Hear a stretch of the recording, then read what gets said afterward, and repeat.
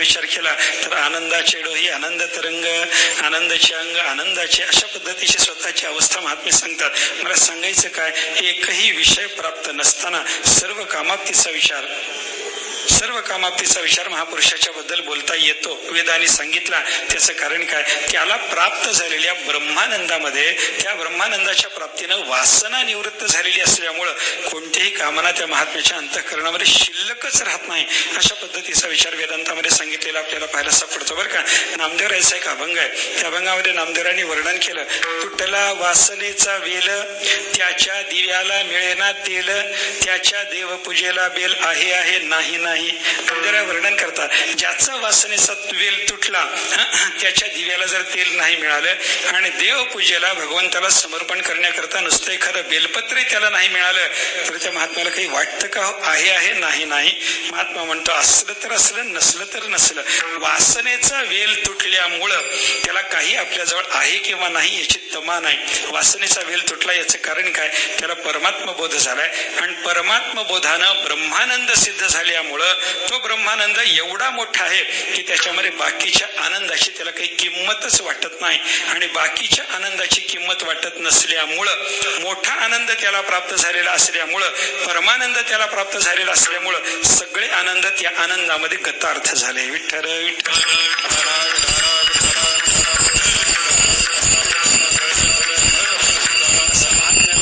अभाव साधला, महात्म्याला सर्व कामाप्ती साधले आणि मोक्ष नावाच्या अवस्थेमध्ये त्या महात्म्याला कृतकृत्यता आणि प्राप्यता सिद्ध झाली. त्याला कर्तव्य सगळं संपून गेलं आणि प्राप्तव्य त्याचं सगळं संपून गेलं.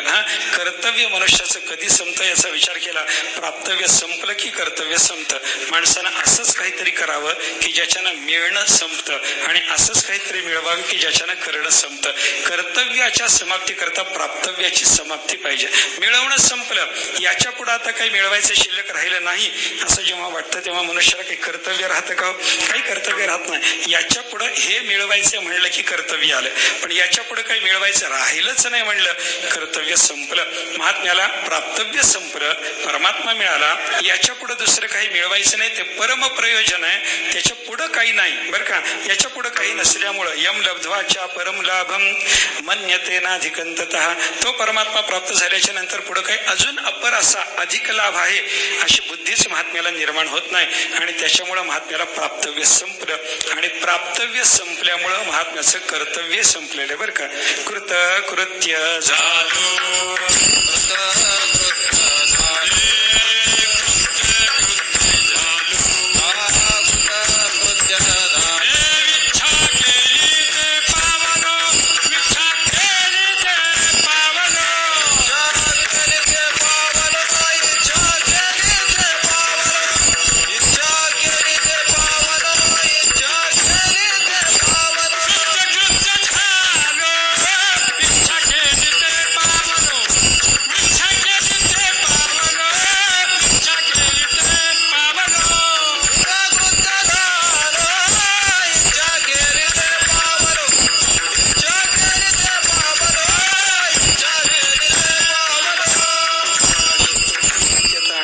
प्राप्यता महात्म्याला सिद्ध झाली. मोक्ष नावाच्या अवस्थेनं अज्ञान गेलं, परमात्म्याचा अपरोक्ष साक्षात्कार झाला, मोक्ष नावाची अवस्था सिद्ध झाली आणि त्या मोक्षाच्या सिद्धीमुळे दुःखाभाव, कामाप्ती, कृतकृत्यता आणि प्राप्यता या 4 अंशाची सिद्धी महात्म्याला झालेली आहे. आणि 4 अंशाची सिद्धी होणं हे कशानं जमलं, देव त्याला त्यानं प्राप्त करून घेतला म्हणून त्याला हे सगळं साधलेलं आहे असं चिंतन आपल्याला करता येतं.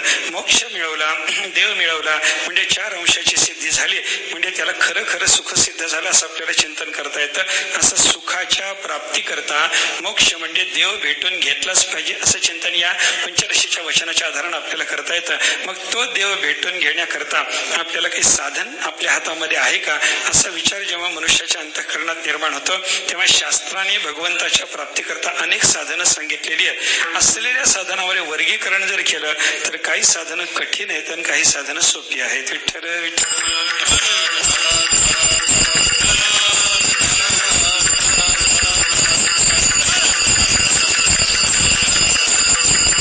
परमात्म्याच्या प्राप्तीकरता म्हणून साधनाचा विचार सांगत असताना ज्ञान हे परमात्म्याच्या प्राप्तीचं साधन आहे, पण ज्ञानाने परमात्मा भेटतो असं जरी असलं तमेव विदित्वा अतिमृत्यू मिळते, अन्य पंथा विद्यते अयनाय. त्या परमात्म्याला यथार्थ रीतीने जाणण्यानेच आपल्याला मोक्ष प्राप्त होतो. अयन म्हणजे मोक्षासाठी दुसरा पंथा म्हणजे मार्ग नाही, ज्ञानाशिवाय दुसरा मार्ग नाही. ज्ञान मार्गाने जाण्यानं परमात्मा भेटणार गोष्ट खरी आहे, पण हा ज्ञान मार्ग सोपा आहे का? अक्षरस्य धारा निशिता दुरत्यया दुर्गम पथस्तत् कवयो वदन्ति. उपनिषदाने आपल्याला ज्ञानमार्गाच्या बद्दल चिंतन असं सांगितलं. क्षुरस्य धारा निशिता दुरत्यया. अक्षर म्हणजे वस्त्राची धार जशी तीक्ष्ण असावी, काय तलवारीच्या धारेपेक्षा वस्त्राची धार तीक्ष्ण असते म्हणतात. तलवार काय जुन्या एका अनुभवी माणसाने असं एक वर्णन लिहून ठेवलेलं आहे. तो म्हणतो तलवारीनं फाडलेलं पोट आणि वस्त्र्यानं फाडलेलं पोट याच्यामध्ये तलवारीनं फाडलेलं जे पोट आहे ते शिवता येतं, पण वस्त्र्यानं फाडलेलं पोट शिवता येत नाही. कशाला फाडायचं तुमचं तुम्ही ठरवा, कोणाचं फाडायचं तेही तुमचं तुम्ही ठरवा, त्याच्यात मला काही घेणं देणं नाही बरं का. पण वस्त्र्याने फाडलेलं पोट शिवता येत नाही, कारण ते धार तीक्ष्ण आहे असं वर्णन आपल्याला पाहायला सापडतं बरं का. वस्त्र्याची धार तीक्ष्ण आहे, त्या वस्त्र्याच्या धारेवरून चालणं हे जेवढं कठीण आहे तेवढं ज्ञानमार्गाने चालणं कठीण आहे म्हणे. दुसरा एक दृष्टांत उपनिषदाने असा दिलाय. मेणाचा घोडा करायचा आणि त्याच्यावर बसून धगधगत्या अग्नीतून पलीकडे जायचं, हे काम जेवढं कठीण तेवढं ज्ञानमार्गाने जाणं कठीण आहे म्हणे बरं का. चणे खावे लोखंडाचे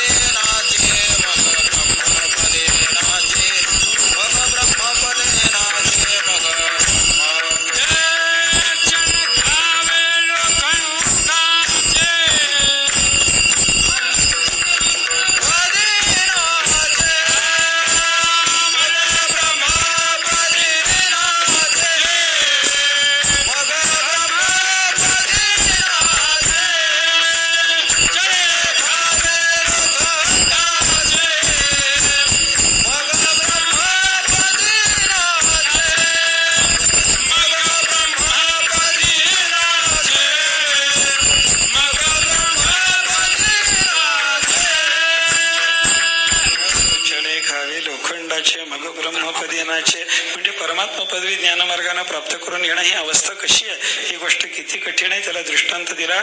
लोखंडाचे चणे खायचे म्हणे बरं का. आता फुटाणे खायचे आणि ते लोखंडाचे खायचे.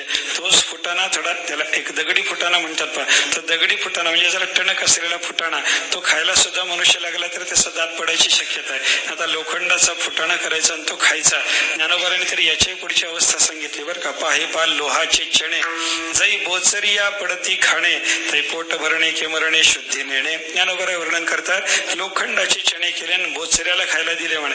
ज्याच्या तोंडात हुडकून एकही दात पाहायला सापडत नाही त्याला बोचरा म्हणतात.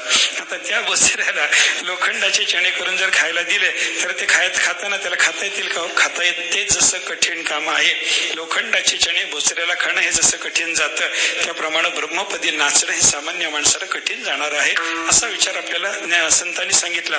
मला सांगायचं काय आहे, ज्ञान मार्ग हा परमात्म्याच्या प्राप्तीचं साधन आहे.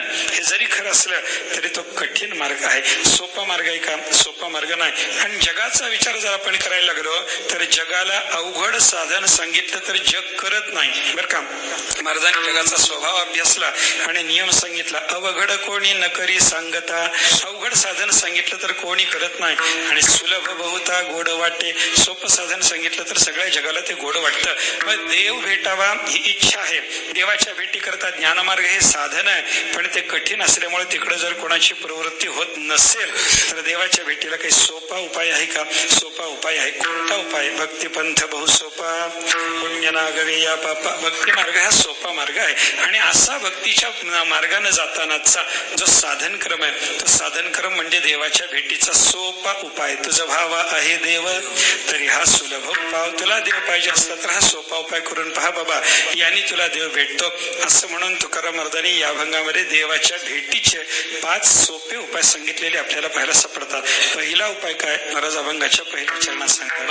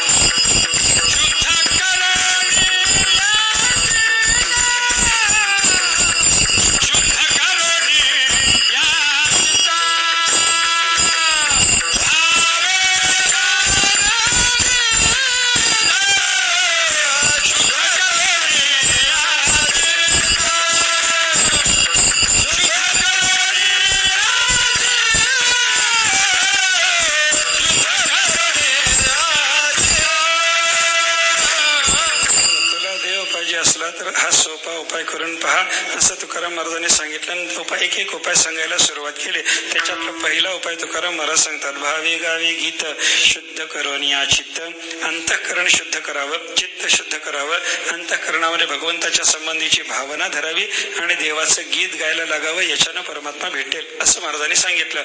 सोपं साधन म्हणून महाराज सांगायला लागले बरं का. त्या पहिल्या साधनामध्ये 3 गोष्टी करायला महाराजांनी सांगितलेल्या आहेत. साधन एकच आहे पण त्या एका साधनाची 3 अंग आपल्याला पाहायला सापडतात बरं का. पहिल्यांदा चित्त शुद्ध करा, त्या शुद्ध झालेल्या चित्तामध्ये भगवत विषयक भाव भरा आणि तो भाव भरल्याच्या नंतर देवाचं गीत गायला लागा. अशा 3 अंगांनी पहिलं साधन तुकाराम महाराजांनी सांगितलेलं आहे. आता या 3 अंगापैकी पहिल्या साधनात तुकाराम महाराजांनी जी 3 अंग सांगितलेली आहेत, हे 3 अंगामध्ये सोपं काय आहे हो? आपल्याला काय सोपं दिसतं सांगा ना. भावे गावे गीत शुद्ध करून या चित्त, याच्यात पहिलं अंग आहे चित्त शुद्ध करणं. सोपे का हो? नाही. त्या शुद्ध झालेल्या चित्तामध्ये भाव भरणं सोपे का हो? सोपं नाही. आणि शुद्ध झालेल्या चित्तात भाव भरल्याच्या नंतर भगवंताचंच गीत गायला लागणं हे तरी सोपं आहे का? काहीच सोपं नाही. सोपं म्हणून तुकाराम महाराजांनी सांगितलं कसं, याचा जर विचार आपण केला तर आपली अधिकार भूमिका आणि तुकाराम महाराजाची अधिकार भूमिका बघून विचार करा म्हणजे संगती लागते. विठ्ठल विठ्ठल.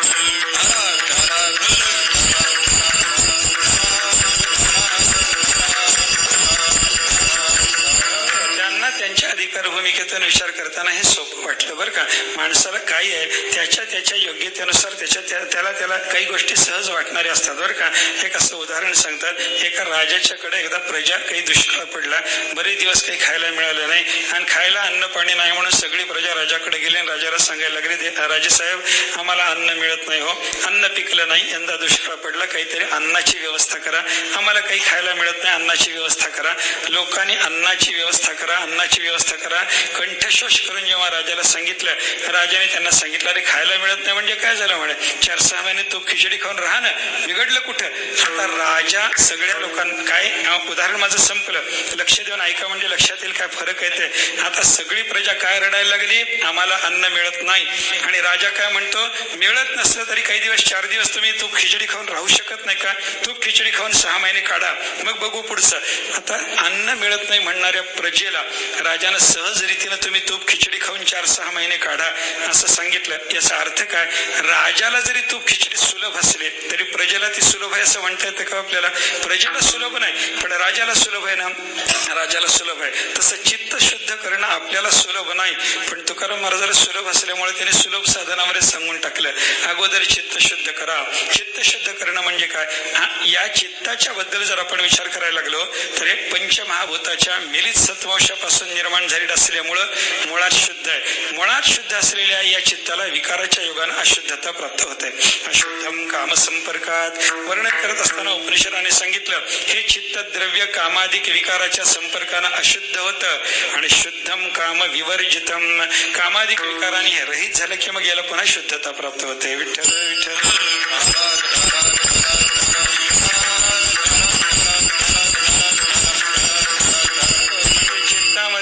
हे सगळेच्या सगळे काम क्रोधाधिक विकार बाहेर काढून टाका म्हणजे हे चित्त शुद्ध करा.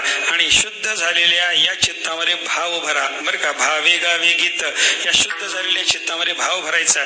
आणि भाव म्हणजे काय, परमात्म्याच्या संबंधीच्या प्रेमाला उद्देशून भाव शब्दाची योजना आहे. परमात्मा विषयक प्रेम भक्ती असा भाव शब्दाचा अर्थ आहे बरं का. भाव काय आहे, भाव शब्दाचे 2 अर्थ आपल्याला पाहायला सापडतात. भाव म्हणजे प्रेमाची पहिली अवस्था आणि भाव म्हणजे प्रेमाचं शेवटचं टोक. दोन्ही अर्थाने संतांनी भाव शब्द वापरलेला आहे बरं का. एक भाव शब्द आहे प्रेमाच्या पहिल्या अवस्थेला, भक्तीची जी प्राथमिक अवस्था आहे त्या प्रेमाच्या प्राथमिक अवस्थेला उद्देशाने भाव शब्द आहे. आणि पुढे ती भक्ती परिपाक रेषेला प्राप्त झाल्यानंतर ते परमात्मा विषयक प्रेम शेवटच्या टोकाला जाऊन पोहोचल्यानंतर त्याला जी भक्ती संज्ञा येते तेव्हा तिथं सुद्धा भाव शब्दाची योजना संतांनी केलेली आपल्याला पाहायला सापडते. प्रेमाची पहिली अवस्था म्हणजे भाव आणि प्रेमाचं शेवटचं टोक म्हणजे भाव आहे.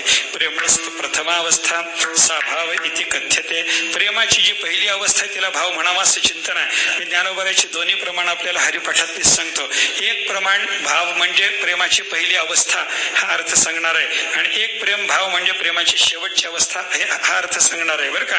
भाव म्हणजे प्रेमाची पहिली अवस्था हे सांगायकरता ज्ञानोबाराचे चिंतन जर आपण केलं, हरिपाठाचं चिंतन जर आपण केलं तर तिथं ज्ञानोबारा सांगतात भावे विना भक्ती, भक्ती विना भक्ती, भावे विना भक्ती, भक्ती विना भक्ती.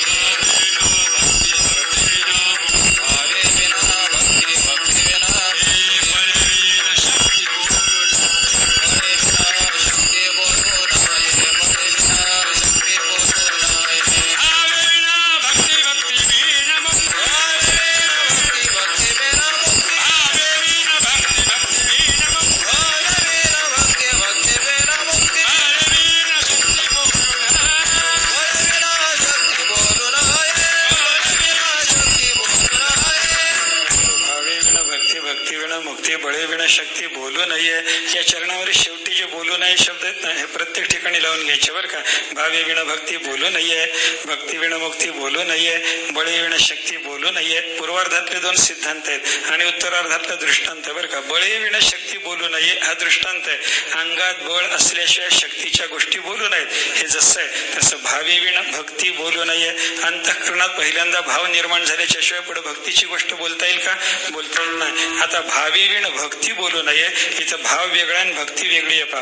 भाव आणि भक्ती हे दोघे वेगळे झाले. भावातून भक्ती निर्माण होणार आहे हे त्याच्यातून आपल्याला लक्षात जर घेता आलं तर भावातून निर्माण होणारी भक्ती आहे हे कळालं तर भाव म्हणजे प्रेमाची पहिली अवस्था असं आपल्याला चिंतन करता येतं. भावे विण भक्ती भक्ती विण मुक्ती या चरणाचा विचार जर आपण केला तर इथं प्रेमाची पहिली अवस्था या अर्थानं भाव शब्दाची योजना ज्ञानोबरांनी केलेली आहे. आता भाव म्हणजे प्रेमाची शेवटची अवस्था याही दृष्टीनं ज्ञानोबरांनी भाव शब्दाची योजना केली का तेही आपल्याला दाखवता येणं शक्य आहे. भाव बळे आकळे येरविना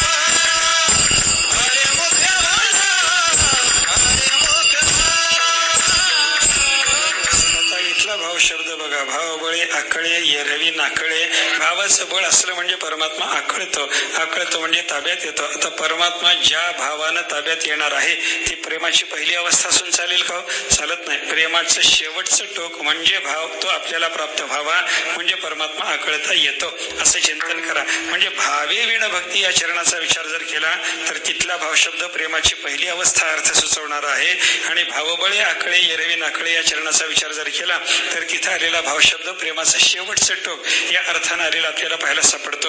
अशी पहिली अवस्था आणि शेवटचं टोक दोन्ही अर्थाने आपल्याला भाव शब्दाची पाहायला सापडते. अंतःकरणात देवाच्या संबंधाचा भाव भरल्यानंतर देव जो भेटणार आहे तो भाव बळे आकळे या प्रमाणातल्या भावानं भेटणार आहे बरं का. म्हणजे अंतःकरणात देवाच्या भेटी करता सोपा उपाय सांगताना महाराजांनी काय सांगितलं? चित्त शुद्ध करा. त्या शुद्ध झालेल्या चित्तामध्ये देवाच्या संबंधीचा भाव म्हणजे भक्ती शेवटचं प्रेमाचं टोक तो भरा आणि तो भरणं झाल्याच्या नंतर परमात्म्याचं गीत गायला लागा.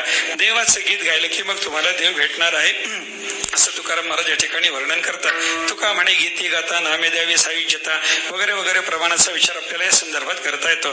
भाव हे अंतःकरण शुद्ध करा, त्यात भाव भरा आणि मग देवाचं गीत गायला लागा. या सोप्या उपायानं तुम्हाला देव भेटेल असं महाराजांनी सांगितलं. पण माणसं म्हणायला लागली महाराज हे तुम्हाला सोपं दिसलं हो, आम्हाला सोपं दिसत नाही. अजून काही सोपं सांगता येतं का? माणसाचा स्वभाव असा आहे, अधिक सोपं कोणी सांगायला जर बसला तर माणसं म्हणतात याच्यापेक्षा अजून काही सोपं सांगा ना. आमचे गुरुजी म्हणायचे मऊ लागलं की माणसं कोपरानच खणायला बघतात म्हणे बरं का. मऊ लागलं की कोपराला खणण्याचा जो स्वभाव आहे ना त्या स्वभावातून सोपं कोणी सांगितलं की अजून सोपं कोणी सांगावं त्यानं सांगावं अशा पद्धतीची भावना मनुष्याच्या अंतःकरणात निर्माण होते.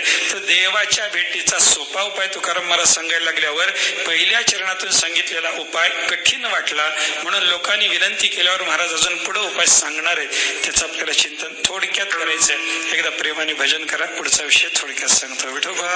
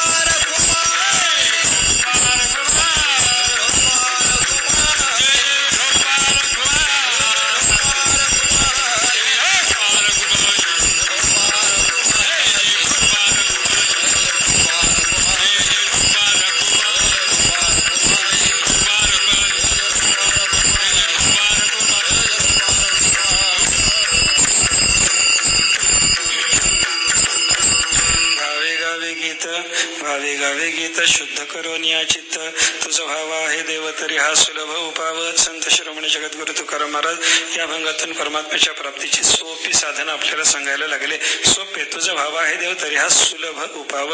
हा सोपा उपाय करून पहा बाबा, याच्यानं देव तुला भेटेल. पहिल्या चरणात महाराजांनी साधन काय सांगितलं, विचार आपण केला त्याचा. चित्त शुद्ध कर, अंतःकरणात भाव भर आणि परमात्म्याचं गीत गायला लाग, त्याच्यानं देव भेटणार आहे. सोपा उपाय का, आपल्याला सोपा वाटला नाही म्हणून लगेच माणसाने विचारलं मला दुसरा उपाय सांगा ना, काय याच्यापेक्षा सोपा उपाय काही करता येतो का. याला सोपा उपाय सांगताना महाराजांनी तिसऱ्या चरणामध्ये काय सांगितलं, आणि काचे कानी गुणदोष मना नाणे.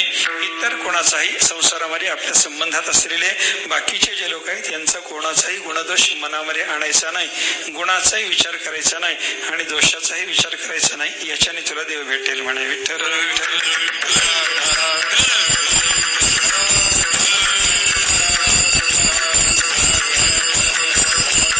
भागवतामध्ये याचं फार चांगलं चिंतन आपल्याला आलेलं पाहायला सापडतं बरं का. उद्धवाने भगवंताला प्रश्न विचारला, देवा परमार्थ म्हणजे काय मला सांगा. आणि परमार्थ निरूपणाला भगवंताने जेव्हा सुरुवात केली तेव्हा परमार्थाच्या निरूपणात पहिलं चिंतन जे आहे ते या चरणातलं चिंतन भगवंतानी उद्धवाच्या समोर व्यक्त केलेलं आहे बरं का. परस्वभाव कर्माणी न प्रशंसेन न गर्हयेत. दुसऱ्याचा स्वभाव किंवा दुसऱ्याची कर्म याची निंदाही करू नका आणि यांची स्तुतीही करू नका. दुसऱ्याचा स्वभाव तुम्हाला अनुकूल दिसला तुम्ही स्तुती करता, दुसऱ्याचा स्वभाव तुम्हाला प्रतिकूल दिसला तुम्ही निंदा करता. दुसऱ्याची क्रिया तुम्हाला अनुकूल दिसली तुम्ही स्तुती करता आणि दुसऱ्याची क्रिया तुम्हाला जर प्रतिकूल दिसली तर तुम्ही निंदा करता. याच्यामध्ये संसार सागरात पडणं होतं आणि परमार्थ तुम्हाला जर साधायचा असेल तर या दोन्ही गोष्टी सोडून द्या. विठ्ठल विठ्ठल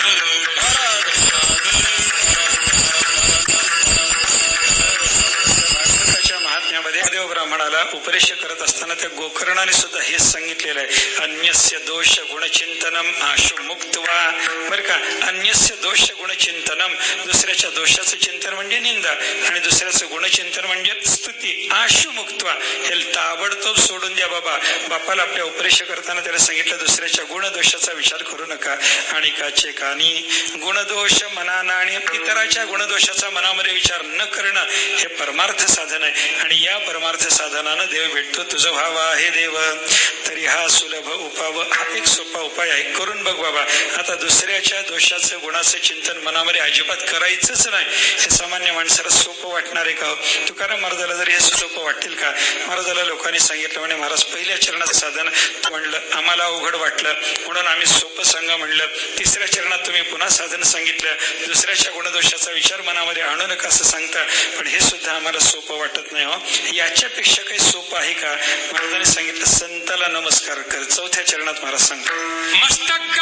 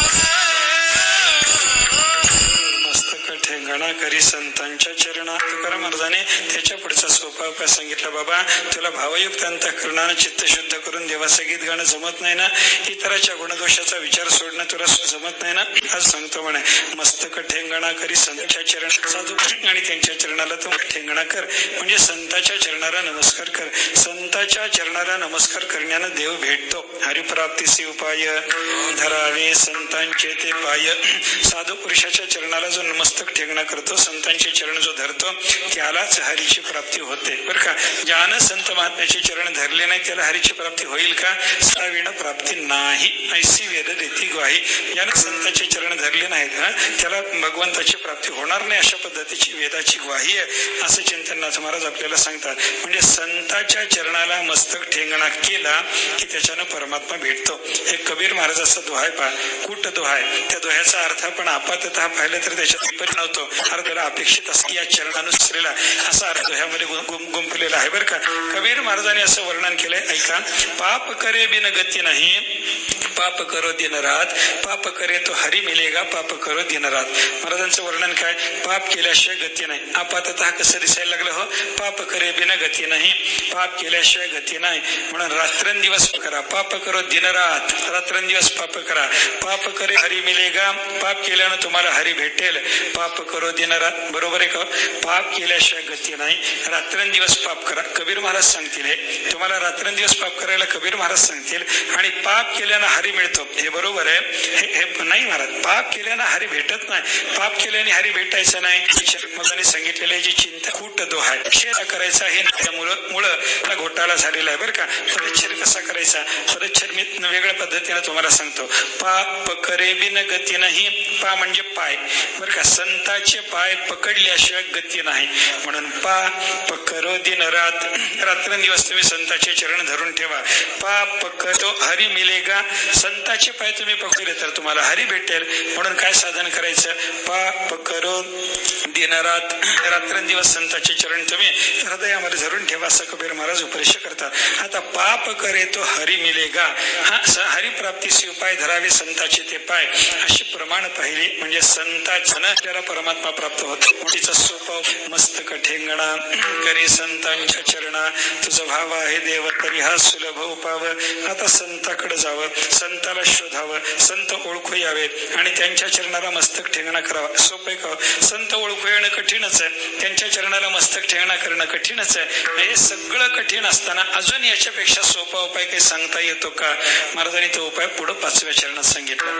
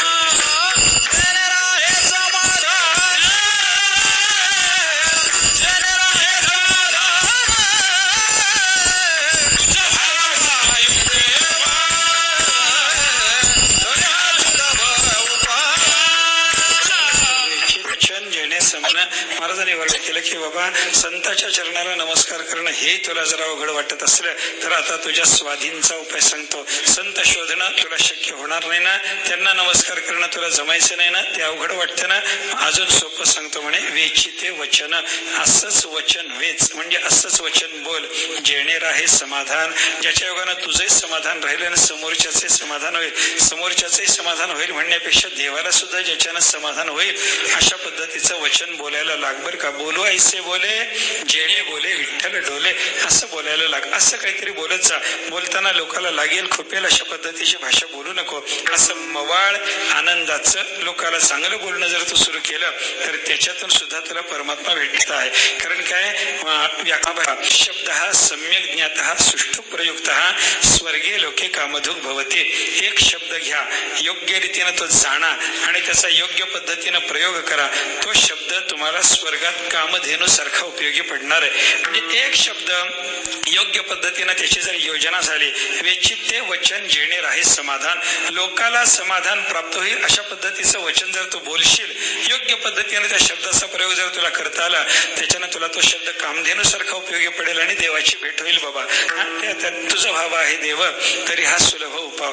माणसं म्हणायला लागले महाराज ही जमत नाही हो, आम्हाला असं चांगलं बोलताही येत नाही हो, मग काय करावं? महाराज म्हणतात बाबा आता थोडाफार परोपकार तरी तू करू, देव भेटेल असा उपाय चरणात.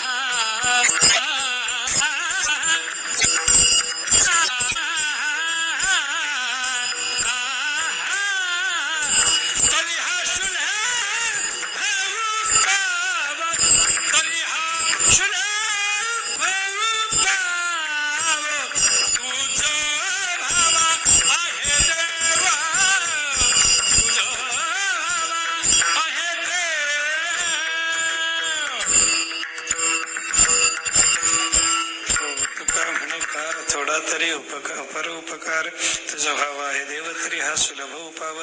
तुकाराम महाराजांनी शेवटच्या चरणातून हा उपाय सांगितला. देवाच्या भेटीकरता सोपा उपाय, शेवटच्या चरणात सांगितलेला उपाय म्हणजे सगळ्यात सोपा उपाय, शक्य नाही असा उपाय. तरी परोपकार, मनुष्यानं थोडाफार परोपकार केला पाहिजे. परोपकारानं देव भेटतो अशा पद्धतीची चिंतन संतांच्या वचनात आपल्याला पाहायला सापडतात बरं का. घडे ज्या उपकार भूताची हे दया, आत्मस्थिती तया अंगी वसे. ज्याला परोपकार घडला, भूतदया साधली, त्याच्या ठिकाणी आत्मस्थिती राहते, म्हणजे परमात्म्याचा साक्षात्कार होतो. अशा पद्धतीचे चिंतन संतांनी सांगितलेलं आहे. हा परोपकार करताना थोडा तरी करावा. फार परोपकार करण्याने देव भेटतो बरोबर आहे, मग थोडा तरी परोपकार करून काय उपयोग आहे असं कोणी जर विचारलं तर त्याला उत्तर असं आहे, आपल्या बुद्धीला परोपकाराचं वळण नसल्यामुळं अगोदर थोडा तरी परोपकार करायला सांगितलं. त्या थोड्या तरी परोपकारातून बुद्धीला परोपकाराचं वळण लागेल, ते वाढत गेलं की फार परोपकार होईल, आणि फार परोपकार घडला की चित्तशुद्धीद्वारा देव भेटेल. असा परोपकार नावाचा उपाय महाराजांनी शेवटी सांगितलेला आहे. असे एकंदर 4-5 उपाय तुकाराम महाराज या अभंगातून देवाच्या भेटीचे सांगतात, आणि सगळे उपाय सोपे उपाय आहेत. तुझा भाव आहे देव, तरी हा सुलभ उपाव. या सोप्या उपायाच्या यादीतून आपल्या अधिकार भूमिकेला जो उपाय पचेल रुचेल अशा पद्धतीचा असेल तो उपाय घ्यावा, आणि त्या उपायाचं जीवनामध्ये अनुष्ठान करून प्रत्येकानं परमात्मा प्राप्ती करून घेऊन आपले जीवन सुखी बनवलं पाहिजे. दुःखाभाव, सर्व कामाप्ती, कृतकृत्यता, प्राप्यता ही सिद्ध करून घेण्याकरता जो देव भेटायचा त्या देवाच्या भेटीकरता असलेले हे सोपे उपाय आहेत, आणि हेच फल प्राप्त करून घेण्याकरता याच्यापैकी एखाद्या उपायाचं अनुष्ठान प्रत्येकाने करावं. एवढंच महाराजाला याच्याचं निश्चित. पंढरीच्या वारीला आल्यानंतर परमात्मा पंढरीनाथाची आपल्या हेच आहे, मग त्याच्या प्राप्तीकरता महाराजांनी सांगितलेली जी साधन आहे त्याच्यातलं एखादं साधन करणं प्रत्येकाचं कर्तव्य आहे. ज्ञानेश्वर